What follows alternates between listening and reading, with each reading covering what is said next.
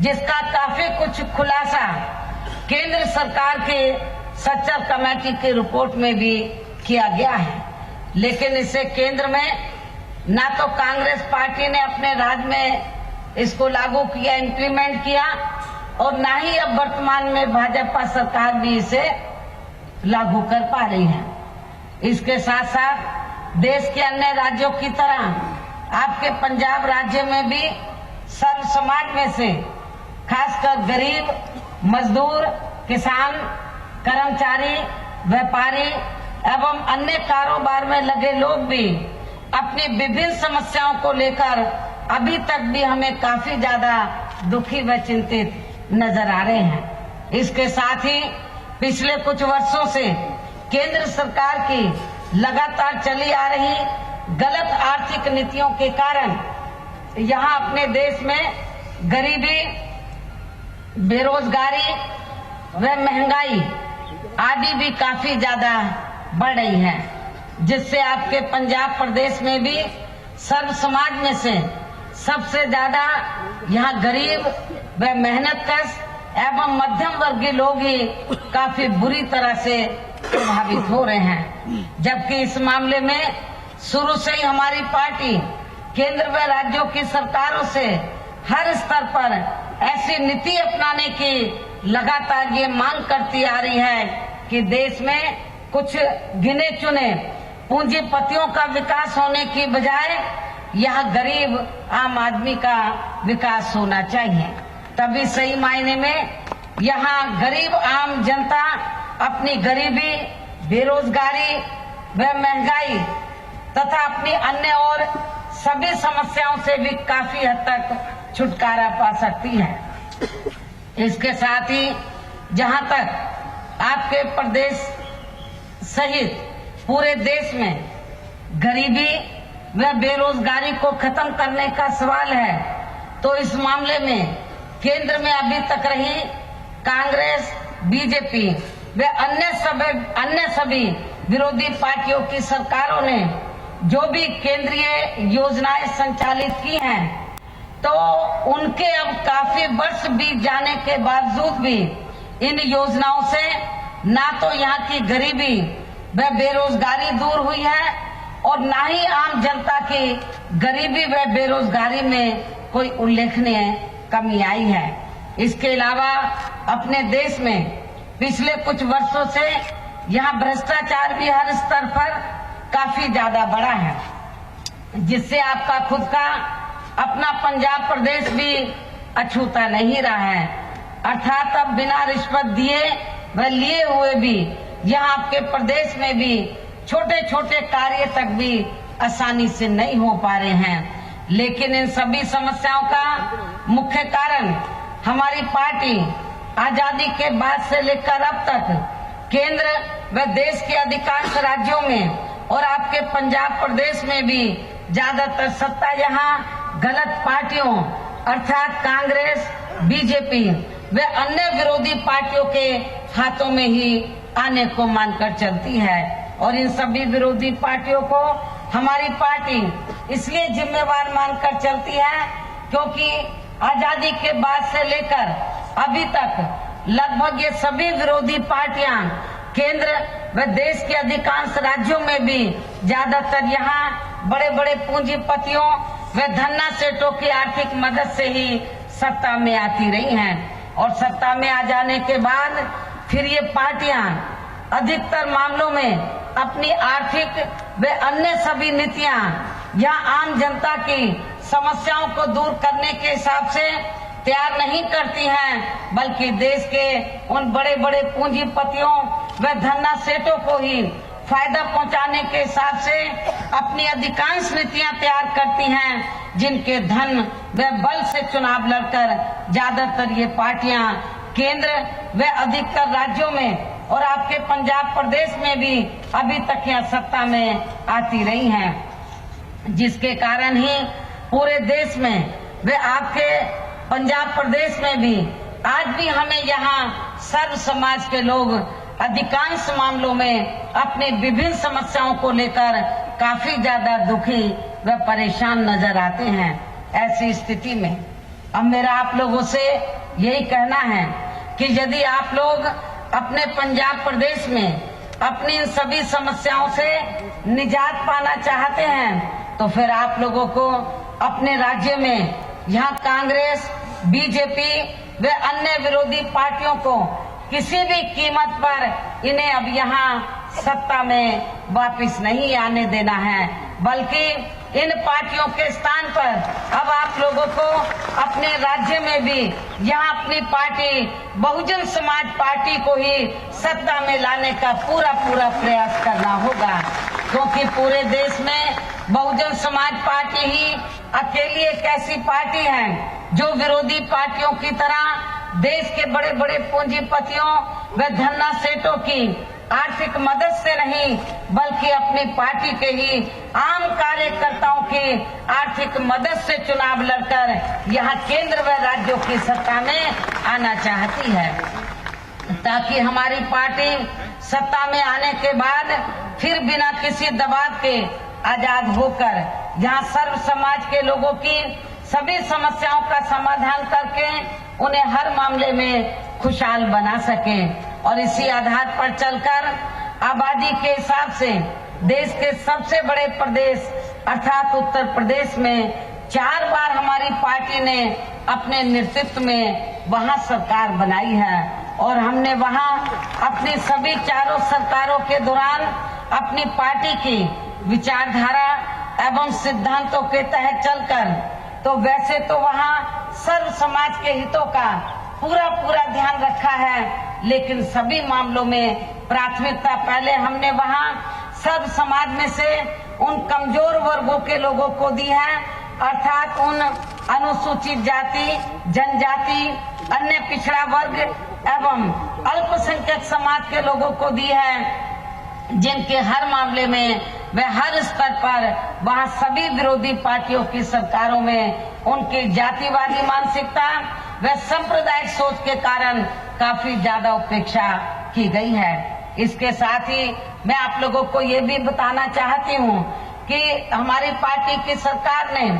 तो जो weaker section के लोग हैं, माइनॉरिटीज के लोग हैं, उनके हितों का तो प्राथमिकता के आधार पर पूरा ध्यान रखा है, लेकिन इसके साथ साथ हमने इस बात का भी ध्यान रखा कि हमारे जो लोग हैं, वीकर सेक्शन के लोग हैं, वो शहरों में कस्बों में कम रहते हैं, देहातों में ज्यादा रहते हैं और देहातों का विकास बिल्कुल भी वहाँ नहीं किया गया था और खास तौर से वीकर सेक्शन की बस्तियों को तो विकसित नहीं किया गया था। लेकिन जब हमारी पार्टी वह पावर में आई, सत्ता में आई, तो हमारी पार्टी ने तो उत्तर प्रदेश के गांवों में रहने वाले गरीब व मेहनतकश लोगों के जीवन स्तर को भी सुधारने के लिए हमारी सरकार ने वहां बड़ी संख्या में देहातों को भी डॉक्टर अम्बेडकर ग्राम सभा विकास योजना के तहत वहां पक्की सड़कों, बिजली, पानी, शौचालय व अन्य और सभी जरूरी सुविधाओं से जोड़ा है। और इसी प्रकार उत्तर प्रदेश में मान्यवर श्री कांशीराम जी शहरी समग्र विकास योजना के तहत हमने काफी बड़ी तादाद में वहां शहरों की वर्षों से उपेक्षित रही बस्तियों को भी विकसित किया है, जहां पर अधिकांश वीकर सेक्शन के लोग रहते थे, जिनकी तरफ विरोधी पार्टियों की सरकारों ने कोई विशेष ध्यान नहीं दिया है। और इस मामले में खासकर हमने वहां दलित व अन्य पिछड़े वर्गों की बस्तियों के विकास का प्राथमिकता के आधार पर पूरा ध्यान रखा है। इसके साथ साथ उत्तर प्रदेश में जिन गरीब लोगों के पास रहने के लिए अपने खुद के पक्के मकान नहीं थे, तो उन्हें भी हमने अपने सरकारी खर्चे से 2-2 कमरों के पक्के मकान भी बनाकर दिए हैं। इसके अलावा हमारी सरकार ने तो वहाँ उत्तर प्रदेश में जिन लोगों के पास खेती करने के लिए खेती करने के लिए अपनी खुद की जमीन नहीं थी, दूसरों के खेतों में मजदूरी करने के लिए जाते थे, तो हमारी पार्टी की सरकार ने वहाँ किसी भी किसान भाई की उनकी जो प्राइवेट जमीन है 1 इंच भी जमीन लेकर हमने अपने भूमिहीन लोगों में नहीं बांटी थी, बल्कि उत्तर प्रदेश सरकार के पास खेती करने के लिए जो सरकारी जमीन खाली पड़ी थी, उस सरकारी जमीन के 3-3 एकड़ के पट्टे काटकर हमने उत्तर प्रदेश में गरीब लोगों को, भूमिहीन लोगों को खेती करने के लिए फ्री दिए हैं। इसके साथ ही हमने वहां बेरोजगार लोगों को बेरोजगारी भत्ता न देकर उन्हें बड़ी तादाद में सरकारी व गैर सरकारी क्षेत्रों में स्थायी रोजगार भी उपलब्ध कराए हैं। और इतना ही नहीं, बल्कि उत्तर प्रदेश में हमारी सरकार ने वहां सर्व समाज में से किसानों, मजदूरों, वकीलों, कर्मचारियों, छात्रों, युवाओं, महिलाओं, व्यापारियों एवं अन्य कारोबार में लगे लोगों के हितों में भी अनेकों महत्वपूर्ण एवं ऐतिहासिक कार्य किए हैं, जिनसे इन्हें काफी ज्यादा लाभ पहुंचा है। इसके साथ ही हमारी सरकार ने वहां उत्तर प्रदेश में सर्व समाज के लोगों के ऊपर किसी भी प्रकार की कोई जुल्म जाति भी नहीं होने दिया है। अर्थात हमारी सरकार ने जुल्म जाति करने वाले लोगों को बिना कोई देरी किए हुए उन्हें वहां तुरंत ही जेल की सलाखों के पीछे भेजा है, जहां उनकी मेरी सरकार में सही व उचित जगह होती है। लेकिन इस मामले में दुख की बात यह है कि आपके पंजाब प्रदेश में खास तौर से जो वीकर सेक्शन के लोग हैं, कमजोर तबकों के जो लोग हैं, तो उनके ऊपर आए दिन यहाँ जुल्म जाती होती रहती है। हर स्तर पर आप लोगों के ऊपर जुल्म जाती होती रहती है। जब आप लोग न्याय के लिए थानों में अपनी FIR दर्ज कराने के लिए जाते हैं कि आपको न्याय मिले, तो आपको न्याय मिलना तो बहुत दूर की बात रही, थानों में आपकी FIR तक भी दर्ज नहीं की जाती है। ये आपके पंजाब प्रदेश में ही नहीं, देश के अधिकांश राज्यों में, खास तौर से जो दबे कुचले लोग हैं, वीकर सेक्शन के लोग हैं, उनके मामले में ये हमें देखने के लिए मिलता है, जिसकी वजह से यहाँ के पंजाब प्रदेश में भी काफी ज्यादा लोग इधर परेशान हैं। इसके साथ साथ उत्तर प्रदेश में हमारी पार्टी ने अपने सभी चारों शासनकाल के दौरान वहाँ सभी वर्गों के जान माल व मजहब की भी पूरी ईमानदारी व निष्ठा से हिफाजत की है। इसके साथ ही हमने अपनी सरकारों के समय में विकट परिस्थितियों में भी वहाँ कोई भी सांप्रदायिक दंगे व तनाव आदि पैदा नहीं होने दिए हैं। और ये हमारी सरकार की वहाँ कानून व्यवस्था के मामले में अभी तक बहुत बड़ी उपलब्धि रही है, जिसको वहाँ की जनता आज भी याद कर रही है। इसके अलावा अपने देश में दलित एवं अन्य पिछड़े वर्गों में समय समय पर जन्मे हमारे महान संतों, गुरुओं व महापुरुषों में भी खास तौर से महात्मा ज्योतिराव फूले, छत्रपति शाहू जी महाराज, श्री नारायणा गुरु, बाबा साहब डॉक्टर भीमराव अम्बेडकर एवं मान्यवर श्री कांशीराम जी आदि को भी हमारी सरकार ने विभिन्न रूपों में पहली बार वह पूरा आदर सम्मान दिया है, जिन्हें विरोधी पार्टियों के लोग अभी तक भी आसानी से पचा नहीं पा रहे हैं। इसलिए इनकी ऐसी मानसिकता के चलते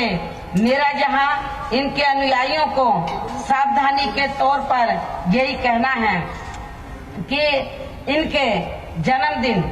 व पुण्यतिथि आदि के मौकों पर विरोधी पार्टियों की केंद्र व राज्यों की सरकारें, विरोधी पार्टियों की, चाहे वो केंद्र की हो या राज्य की सरकारें हो, जो किस्म की नाटकबाजी करती हैं। आप लोगों ने देखा है कि वैसे ये लोग नफरत करते हैं, लेकिन इनके जन्मदिन के मौके पर, इनके पुण्यतिथि के मौके पर तो इनके वोटों के स्वार्थ में, इनके अनुयायियों के वोटों के स्वार्थ में तो फिर केंद्र की सरकार के लोग और जो विरोधी पार्टियां हैं राज्यों में, उनकी सरकारों के लोग किस्म की जो नाटकबाजी करते हैं वो भी किसी से छिपा नहीं है। और साथ ही इनके स्मारक व संग्रहालय आदि भी बनाने की घोषणाएं भी करते रहते हैं तथा इनके घरों में जाकर नेता लोग खाना आदि भी खूब खाते हैं। तो ये सब केवल इनके अनुयायियों के वोटों को लेने का ही इनका एकमात्र अपना राजनीतिक स्वार्थ व हथकंडा होता है। जबकि वही दूसरी तरफ यहाँ सभी विरोधी पार्टियां इनके अनुयायियों व मानने वाले लोगों को किसी भी कीमत पर इन्हें अपने पैरों पर खड़े होते हुए देखना नहीं चाहती है। इसके साथ साथ इनका बड़े पैमाने पर हर स्तर पर शोषण भी करती है, जो इनका ये सिलसिला अभी तक भी लगातार आपके पंजाब प्रदेश में ही नहीं बल्कि पूरे देश में ये सिलसिला अभी भी जारी है। और इस बात का वर्तमान केंद्र की भाजपा सरकार में घटित हुआ हैदराबाद का दलित छात्र रोहित वेमुला कांड व गुजरात का दलित ऊना कांड खास उदाहरण है, जिसे आसानी से भुलाया नहीं जा सकता है। और अब संक्षेप में मेरा आप लोगों से यही कहना है कि उत्तर प्रदेश में हमारी पार्टी ने अपने चारों शासनकाल के दौरान अपनी पार्टी की सर्वजन हिताय व सर्वजन सुखाय की नीतियों के आधार पर चलकर ही वहाँ हर मामले में व हर स्तर पर सर्व समाज के लोगों को काफी बेहतरीन सरकार दी है। और यदि आप लोग भी अपने पंजाब प्रदेश में ऐसा ही वातावरण पैदा करना चाहते हैं, अर्थात यहाँ सर्व समाज व खासकर कमजोर वर्गों के हितों में ऐसे ही कार्य करना चाहते हैं, तो फिर आप लोगों को भी उत्तर प्रदेश की तरह यहाँ अपने पंजाब प्रदेश में भी खुद अपनी पार्टी की ही सरकार बनानी होगी। और जब आपके पंजाब प्रदेश में हमारी पार्टी की सरकार बन जाती है, तो तब फिर हमारी पार्टी की सरकार उत्तर प्रदेश की तरह यहाँ आपके पंजाब प्रदेश में भी हर मामले में व हर स्तर पर यहाँ सर्वजन हिताय व सर्वजन सुखाय की नीतियों के आधार पर चलकर ही सरकार चलाएगी। इसके साथ ही आपके प्रदेश में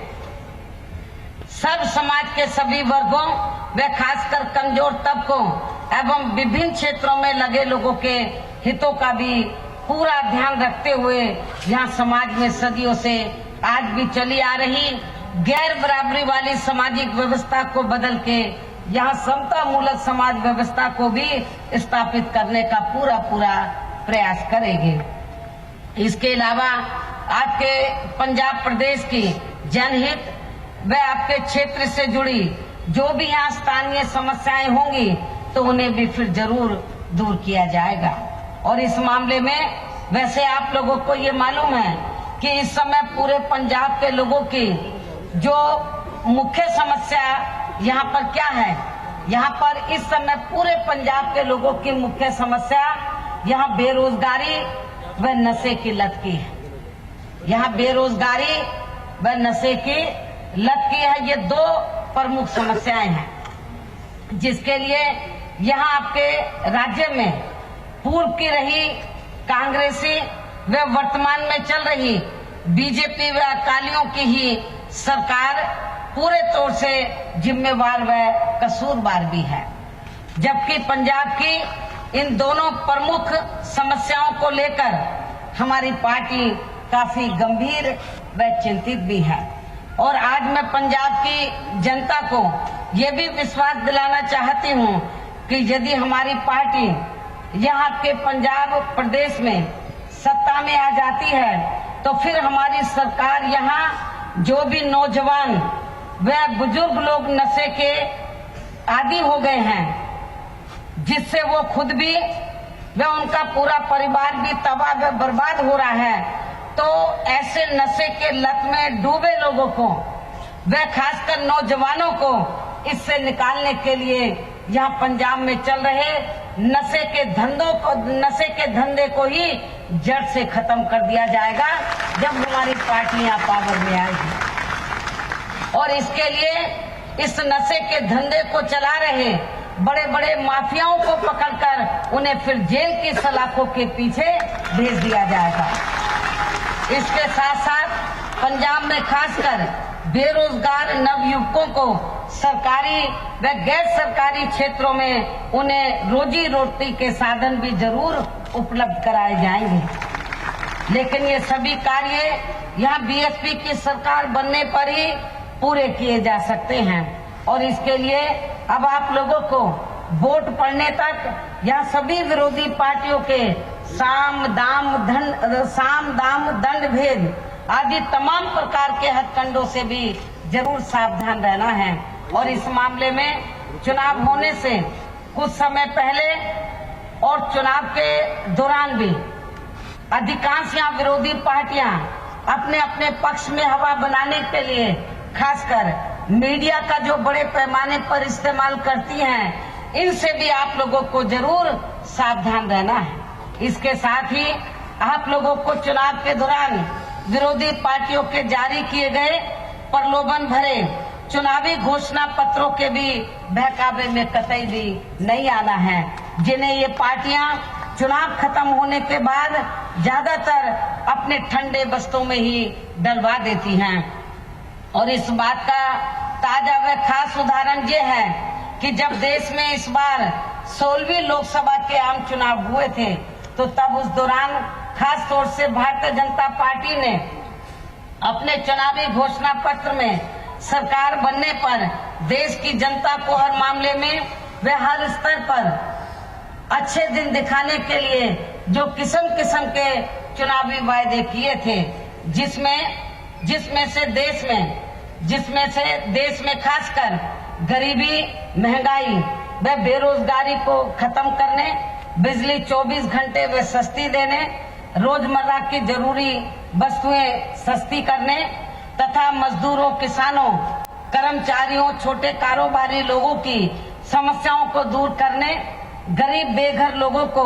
2 कमरों के सरकारी फ्री मकान बनाकर देने आदि के साथ ही केंद्र में बीजेपी की सरकार बनने पर केवल 100 दिनों के अंदर ही विदेशों से सभी काला धन अपने देश में वापस लाकर फिर उसमें से पूरे देश के प्रत्येक गरीब परिवार के हर गरीब सदस्य को 15 से 20 लाख रुपए देने का इनका ये भी मुख्य चुनावी वायदा था। ये बीजेपी के लोगों ने लोकसभा चुनाव के दौरान इस बार ये किस्म किस्म के लुभावने वाले वायदे किए थे। लेकिन दुख की बात यह है कि सत्ता में आने के बाद इनके अब ये सभी चुनावी वायदे इनकी सरकार के एजेंडे से अधिकांश गायब ही हो गए हैं, और जिन पर से जनता का ध्यान बांटने के लिए ही फिर इस सरकार व खासकर प्रधानमंत्री श्री नरेंद्र मोदी द्वारा बिना पूरी तैयारी के लिए गए इनके नोटबंदी के फैसले ने तो अब यहाँ पूरे देश के लगभग 90% गरीबों, मजदूरों, किसानों व अन्य मेहनतकश एवं मध्यम वर्गीय लोगों को काफी बुरी तरह से तोड़कर रख दिया है, और ये लोग अभी भी पूरे ठीक ढंग से उभर नहीं पा रहे हैं। जबकि आम चर्चा के मुताबिक इन्होंने ये नोटबंदी का फैसला लेने से पहले ही भारतीय जनता पार्टी के लोगों ने ये नोटबंदी का फैसला लेने से पहले ही अपनी पार्टी का व अपने वरिष्ठ नेताओं का तथा अपने चहेते बड़े बड़े पूंजीपतियों व धन्ना सेठों का भी अरबों खरबों का काला धन सफेद करवा लिया था। इसे भी ध्यान में रखकर अब इन सभी दुखी व पीड़ित लोगों को इसकी सजा इसी चुनाव में इस भारतीय जनता पार्टी को व खासकर प्रधानमंत्री श्री नरेंद्र मोदी को भी देना बहुत जरूरी है, और इनकी सहयोगी पार्टी यहाँ पर जो अकाली है उसको भी देना बहुत जरूरी है, वरना फिर जनता को आगे चलकर इससे भी ज्यादा परेशानियों को झेलना पड़ सकता है। इसके साथ ही इन लोगों के हित व कल्याण के मामले में अन्य विरोधी पार्टियों का भी रवैया हमें ठीक देखने के लिए नहीं मिल रहा है। इसलिए ऐसे हालातों में अब इन लोगों को इस चुनाव में अपना वोट बहुत ही सोच समझकर केवल ऐसी पार्टी को ही देना है जो इनके हित व कल्याण के लिए अपने किए गए सभी वायदों पर पूरे तौर से खरी उतर सके, और ये सब यहाँ बीएसपी की सरकार में ही संभव हो सकता है। इसके अलावा चुनावी घोषणा पत्र जारी करने के मामले में भी आप लोगों को ये भी मालूम है कि हमारी पार्टी दूसरी पार्टियों की तरह किसी भी चुनाव में अपनी पार्टी का कोई भी चुनावी घोषणा पत्र आदि जारी नहीं करती है, क्योंकि हमारी पार्टी दूसरी पार्टियों की तरह कहने में नहीं बल्कि कार्य करके दिखाने में ही ज्यादा विश्वास रखती है।